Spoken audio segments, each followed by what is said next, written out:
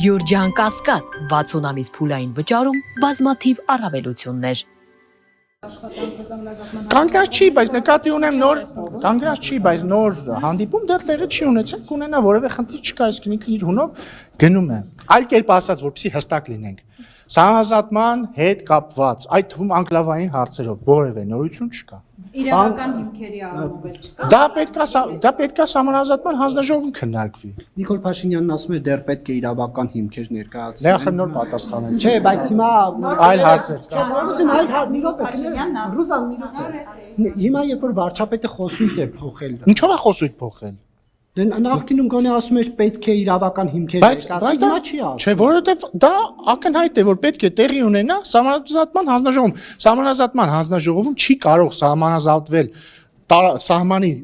անգամ 1 սանտիմետր առանց համապատասխան իրավական հիմքերի։ Արծվաշենի մասին է խոսել վարչապետը, մենք արծվաշենի իրավական հիմքերի վերաբերյալ որևէ կասկած չունենք։ Հիմա նաև այսպիսի բաներ կան, կարծիքներ կան, մի րոպե, ասում են արծվաշենը որևէ ռազմավարական նշանակություն չունի, այնինչ, բայց այն Ժորժ ջան, արծվաշենը մեր տարածքն է, հասկանում եք, ես սահմանադրորեն պարտավորված եմ խոսել արծվաշենի վերադարձի անհրաժեշտության մասին, որտեղ դա մեր տարածքն է։ Մեր տարածքն է, չեմ կարող չխոսել արծվաշենի մասին, սրա մասին է խոսքը։ Ընդ որ ոչ միայն արծվաշենի, Ջերմուկի հատվածի տարածքների մասին, Սյունիքում հատվածներ կան, Տավուշում հատվածներ կան։ Պարզապես կներեք, այն անկլավների անկլավների մասին որ խոսում են, պարոն Ռուբինյան, ասում են, եթե դա անցնեն Ադրբեջանում, մենք ճանապարհների ենթակառուցվածքների խնդիրներ ենք ունենալու։ Ես էլ ասում եմ, որ այդ հարցերը ենթակա են քննարկման սահմանազատման հանձնաժողովում եւ այդ հարցերի հետ կապված արդեն երբ որ սահմանազատումը հասնի դրան այդ հարցերին, արդեն կողմերը կորոշեն այդ հարցին ոնց անդրադառնան։ Տեսականորեն եթե փոխանակման որոշում լինի ընդհանրապես որևէ սահմանային որևէ հատվածի հետ, դա հնարավոր է անել միայն հանրակրվեով։ Կներեք, բայց մենք մի փորձ տեսանք, որ Կիրանցի հատվածում հնարավոր չեղավ ճանապարհի հետ կապված այնպիսի որոշում կայացնել, որ գոնե ճանապարհը մնա Հայաստանին, այդ գյուղին եւ նոր ճանապարհ կարողացել։ Որովհետեւ այդ կոնկրետ այդ կետում որոշում չկար տարածքային փոխանակման։ Բայց իդեպ եթե այդ ժամանակ էլ լիներ, պետք է հանրակրվե լիներ։ Նիկոլ Փաշինյանը գրառում էր արել, որ մինչև տարեվերջ առաջարկների մասին հաստատությունները կհրապարակի եւ ասել էր, կարծես թե սպառնացել էր Սերժ Սարգսյանին, որ նաեւ մի նամակ է հրապարակել։ Դուք տեղյակ եք ինչ նամակի մասին է, որովհետեւ դուք նաեւ փող արտգործ նախարար եք եղել։ Ու ձեր տեղյակ եք ինչ փաստաթղթի նամակի մասին է։ Դե ես ինչ որ նամակներ տեսել եմ Սերժ Սարգսյանի գրած, բայց չգիտեմ վարչապետը որ նամակ է դες։ Չէ, նկատի ունեմ բանակցային գործընթացում տարբեր երկրների ղեկավարներին ուղղված նամակներ տեսել եմ, բայց ես չգիտեմ ինչի մասն է խոսքը։ Հոգական դրամաբանություն կա։ Նարեկ ջան, լավ է։ Ոնց կարող է Սերժ Սարգսյանը ոնց կարող է զիջողական լինել։ Ոչ Սարգսյանը, Ռոբերտ Քոչարյանը, Տեր-Պետրոսյանն իրենք ուղակի բաներ են, չէ, քաջարի մարտիկներ են եղել, ինչ զիջողական։ Արցախը հայկական է։ Փաստը դա է։ Իրենց տարիներին 20 տարի Արցախը հայկական է եղել։ Դուք հիմա ինչ բարձաբանում եք բերեք, պարոն Ռուբինյան։ Ձեր տարիներն Արցախը ադրբեջանական դա։ Նախ ես առաջարկում եմ, ոչ թե դուք իմ հետ բանավիճ եք։ Չէ, դա էսի բանավեճ է։ Բայց բանավեճ է, բայց դեմ չեմ։ Ես ձեր հետ բանավիճ եմ, խնդիր չեմ տեսնում։ Բայց առաջարկում եմ, ոչ թե դուք իմ հետ բանավիճ եք։ Այ Ռոբերտ Քոչյանը թող գնա Նիկոլ Փաշինյանի հետ բանավիճի։ Ինչ վատ կա։ Ինչի ենք միջնորդավորված բանավիճում Ռոբերտ Քոչյանի հետ։ Կարող եք ինձ բացած։ Մի խնդրում եմ, էլի դուք որևէ մեկի խոսնակը չեք, խնդրում եմ մի ընդհատեք ինձ, Աստծո սիրուն։ Տեսեք, թող ինչ ենք միջնորդավոր, օրինակ ինչի եք դուք Քոչյանի թեզը, ընդ որում որևէ ուշադրություն դարձ, մի վարքյան էլի, մի վարքյան։ Ասում եմ, ինչի եք դուք Քոչյանի թեզը հիմա ինձ փոխանցում, որ ես այդ թեզին հակափաստակ բերեմ։ Ես առաջարկում եմ հետեւյալը. եկեք միջնորդներին արանքից անենք ամենայն հարգանքով ձեր հանդեպ։ Եվ իմ հանդեպ էլ ես էլ չէ, ես առաջարկում եմ մեր գործը հեշտացնել։ Թող Ռոբերտ Քոչյանը բանավիճի Նիկոլ Փաշինյանի հետ։ Հասկանում եք, պարզ բան եմ ասում։ Իդեպ, ուր է փայլակը։ Գնաց փայլակը, ափսոս։ Լավ չեմ ասի, ուրեմն ինչ ուզում եմ ասել։ Եվ հաջորդը, որ կերկին վերադառնում եմ հետևյալին, երբ որ Արցախը հայկական էր, երբ որ Լեռնային, իսկ ի՞նչ է դա նշանակում, երբ որ Լեռնային Ղարաբաղում ապրում էին հայեր։ Մենք առաջարկում ենք ճանապարհ, երբ որ մենք հայտարարեցինք, որ նշաձողը պետք է իջեցնել, այդ թվում Քոչյան Ռոբերտը, Սերժ Սարգսյանը, մյուսները, Դաշնակցությունը, Լեռնային Ղարաբաղում իրանց հետ աֆիլիացված ուժերը,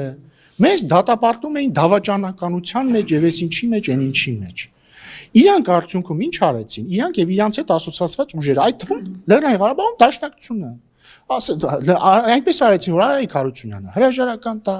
ընտրեցին նախագահ Լեռնային Ղարաբաղում, ստեղ Երևանում հանրահավաք էին անում, Նարեկը մոտեցավ Առնվազն Քոչարյանին, Սարգսյանին չեմ հիշում, մոտեցավ թե չէ։ Ասեց ինչ կարծիքի եք Լեռնային Ղարաբաղում տեղի ունեցածի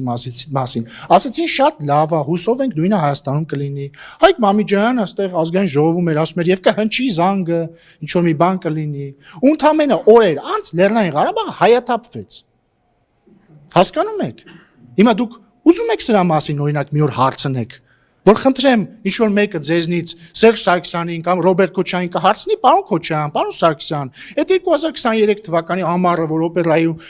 Ազատության հրապարակում հարավակ էի կանում, ասում եք շատ լավ է այն ինչ տեղի ունենում Լեռնային Ղարաբաղում, հուսով ենք նույնը Հայաստանում տեղի կունենա։ Մամիջյան Հայկն էլ ասում է շուտով կհնչի զանգը։ Ու դրանից մի քանի օր հետո Լեռնային Ղարաբաղ հայաթափվեց։ Իրանք ինչ նկատի ունեին։ Ես իրենց փաստաբանը չեմ, պարոն Նազարյանն։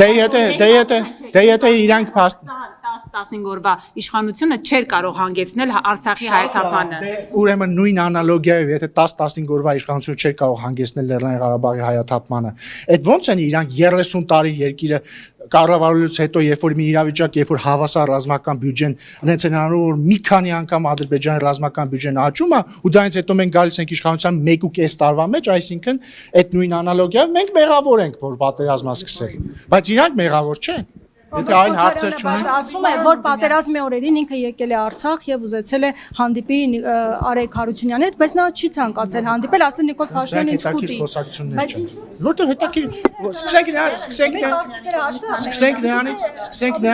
սկսենք նրանից, որովհետեւ Արայիկ Հարությունյանը ազատության մեջ չի, որ իմանանք ինքը դա հաստատում է թե չէ։ Ես ինչ իմանամ իրանք իրար հետ ինչ են խոսում, բայց ես ինչ իմանամ իրանք դες բան խոսել են թե չէ։ Դու ինքը ասում է ես այս մարդու հետ խոսել եմ, սա ես ինչ իմամ ճիշտ ասում թե չէ։ Այլ հարցեր կան։ Ռոբերտ Քոչարյանն անընդհատ խոսում սպառված փաստաթղթի մասին, հա, նոյեմբերի 9-ի, որի ժամկետը Չգիտեմ, եւի ուզում եմ խոսալ, չգիտեմ։ Եթե այլ հարցեր, դուք վերջին հարցը։